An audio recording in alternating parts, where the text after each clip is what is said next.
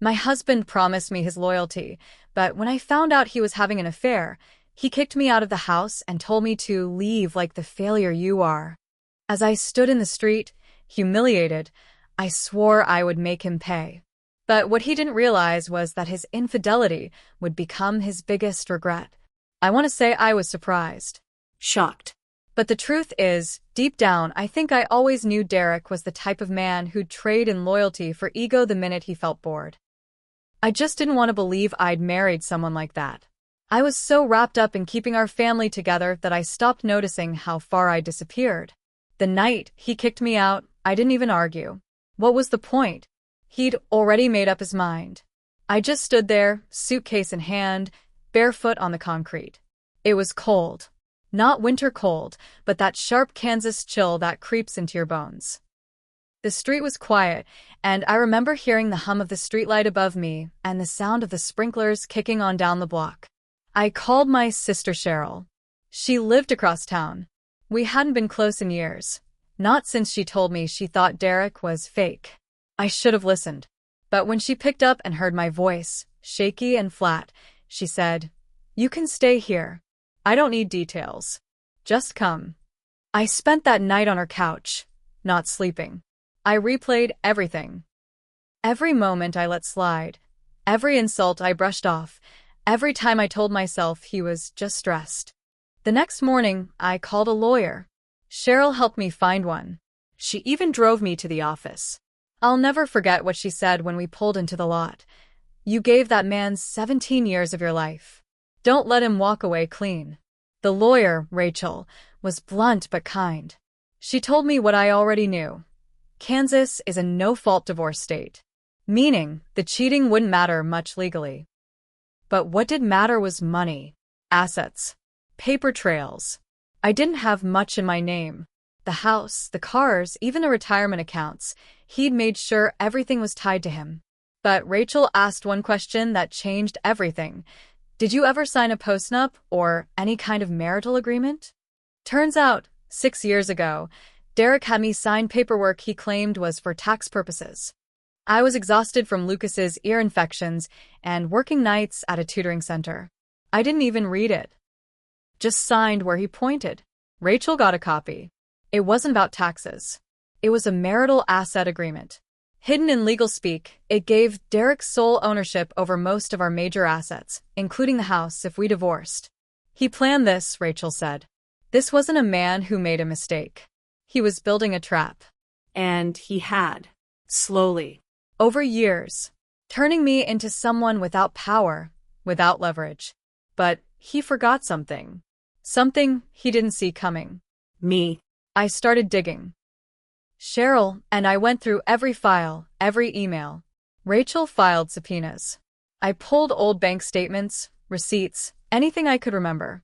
Turns out, Derek had been lying about a lot more than just Rebecca. He had investments he'd never told me about. A separate credit card, a private P.O. box, and a checking account under his company's name that he used like his personal piggy bank. Rachel called it commingling funds. I called it karma beginning to turn. Meanwhile, Derek thought he'd won. He was posting on Facebook like everything was fine. Even shared a photo of him and Rebecca at a winery, captioned, "Starting fresh." I didn't comment. I didn't message. I let it sit there while I quietly built the case that would dismantle his life. I wasn't just after money. I was going to take his reputation, his comfort, and that smug look off his face. He thought he threw me away. But I was about to become the biggest mistake he ever made. It didn't take long for Derek to start showing his true colors, publicly. The second I stopped reacting, he started pushing harder. That's how men like him operate. Control doesn't work if you don't fight back. About 3 weeks after I moved in with Cheryl, I got served with a formal divorce filing. The petition painted me as emotionally unstable, neglectful as a mother, and unfit to manage assets or shared responsibilities. I sat there reading those words and felt my hands shake.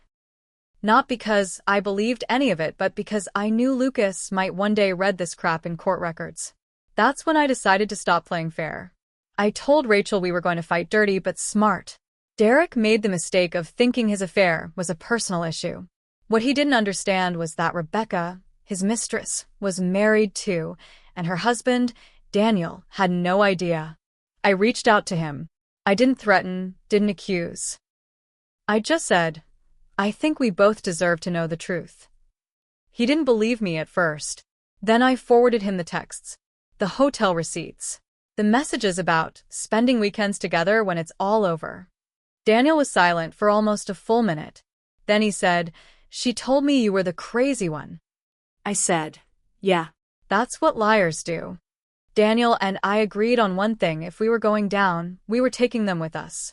He confronted Rebecca the next day. She confessed. Moved out of their house within a week. But the fallout didn't stop there. Daniel worked at a firm that did business with Derek's company.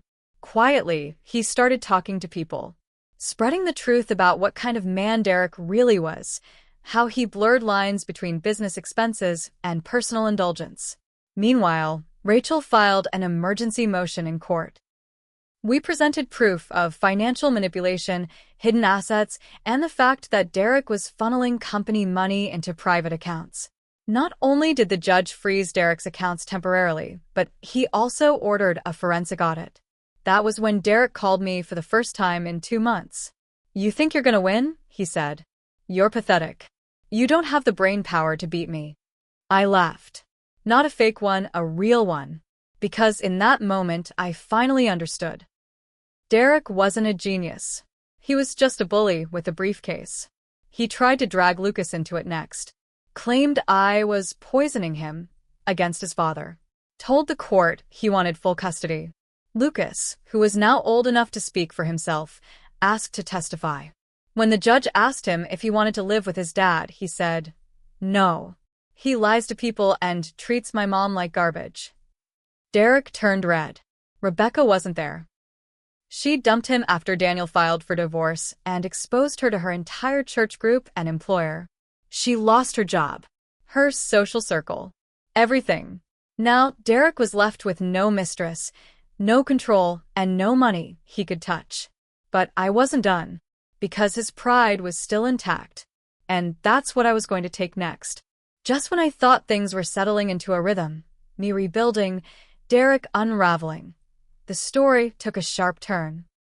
The forensic audit dug up something Rachel hadn't expected. It turned out Derek had been inflating expenses on his company's books. Trips marked as client meetings were really weekends away with Rebecca. Gifts, jewelry, even a lease on a second condo in downtown Kansas City, all written off as business expenses. It was corporate fraud, and his company's CFO was pissed. Apparently, they'd had suspicions, but didn't want to rock the boat. Once our court-ordered audit confirmed it, the company launched an internal investigation. Within a month, Derek was forced to resign for personal reasons. They didn't make it public, but word got around fast in the local real estate community. Suddenly, the man who used to brag about making 6 figures a quarter couldn't get a call back for a job. He tried to sue me for defamation. Said I was ruining his career. But his own emails, receipts, and company card statements were already part of the court record. The judge dismissed the motion before it even made it to hearing. I started to see it on his face in court, the panic, the fear, the desperation. He had sold the house, our house, thinking he'd get to keep the profit. But Rachel argued that the sale was part of a marital asset transaction done while litigation was ongoing. The court froze half the proceeds. I got my share. It still wasn't enough for me. Not because of the money, but because of what he'd done to my son. Lucas had started therapy. He barely spoke to Derek anymore. When he did, it was stiff, quiet, like talking to a stranger. One session, his therapist called me in and said, "Your son is carrying a weight that's not his." I asked Lucas what that meant. He said, "I feel like he used you. Like he used me too. I don't want to turn into him." That hit me harder than anything. That's when I made the final move. Derek's reputation in Wichita real estate was fragile now. So I created a small blog under a fake name, just enough to get picked up by local gossip sites. I wrote about being married to a man who lived a double life, who ruined lives while wearing a suit and smile. I never named him, but I didn't have to. Everyone knew. He lost the speaking gigs, the board seat at the Chamber of Commerce, even the mentoring gig he had with local college students. People stopped returning his calls. His LinkedIn went quiet. Meanwhile, I got my teaching license reactivated. Cheryl helped me find a rental. Lucas and I painted the walls together. We didn't have everything, but we had peace. The final twist? Rebecca emailed me. From a new address. Subject line: I made a mistake. She wrote 2 paragraphs. Said she was sorry. That Derek had lied to her too. That she'd believed every word he told her about me. That he turned on her the moment she got difficult. I didn't respond. I don't care what she regrets. They both played their part. It took 15 months from the night he threw me out to the day the final divorce decree was signed. By then, Derek had lost almost everything that made him feel powerful. His job? Gone. He couldn't even land freelance work because no one wanted to be associated with him. Too much liability. Too much whispering behind closed doors. The condo he got with Rebecca? Sold off to cover legal fees. His friends? Faded. Turns out they were work friends, the kind who disappear when the party stops. Even his family started pulling away. His own sister reached out to me and apologized. Said, "We always knew he was selfish, but we didn't know he was this cruel." But the part that made everything worth it was the day we walked into mediation for the last time. He looked thin, tired. His shirt was wrinkled, collar stained. No watch. No wedding ring. No swagger. Just a man whose world had closed in around him. He tried to offer me a last-minute deal. Said if I waived spousal support, he'd let me keep Lucas's college fund untouched. I didn't even look at him. I just said, that money was never yours to begin with. The mediator nodded. And that was it. I walked out, papers in hand. Full custody of my son. Half of the house proceeds. Monthly support for 5 years. No gag order, no clause about public discussion. I was free. A week later, I got a call from an old friend who worked at a small local paper. She'd seen the blog I wrote, the one that quietly made its rounds without ever naming names. "We want to do a piece," she said, "on financial abuse inside marriages. The way women are slowly erased in plain sight." I agreed, on one condition. They couldn't use my full name. Just Michelle.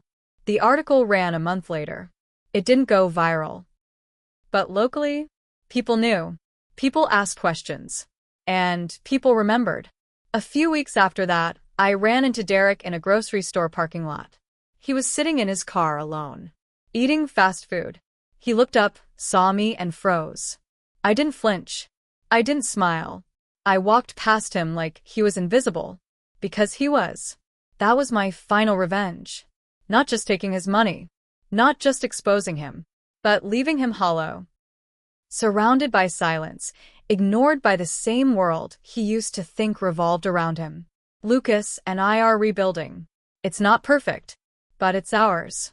And every time I hear that voice in my head, the one that used to whisper I was a failure, I remember that night on the sidewalk.